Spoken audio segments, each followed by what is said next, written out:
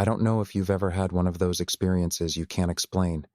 It happened to me late one night on a deserted stretch of road, and it all started with a glance in my rearview mirror. It was a quiet Sunday night, and I was driving back home. The roads were empty, shadows stretching across the asphalt. My tired eyes kept checking the rearview mirror, and at first, everything was as it should be, just an empty back seat. But as I glanced up again, something appeared, a shadowy shape like a faint misty figure seated in the back. I told myself it was a trick of the light, that I was just tired, but it didn't go away. In fact, with each glance it seemed to grow more solid. By the time I was halfway home, it wasn't just a shadow, it was a person with their head tilted down, face obscured. My heart hammered, and a chill crawled up my spine. My instincts screamed to ignore it, to keep my eyes on the road. But I kept looking, feeling its presence more and more.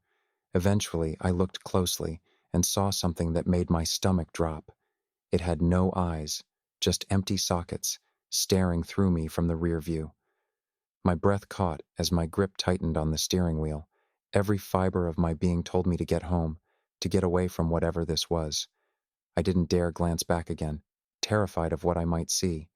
When I finally reached my driveway, I threw the car into park, stumbled out, and sprinted to my front door, heart pounding as I fumbled with my keys.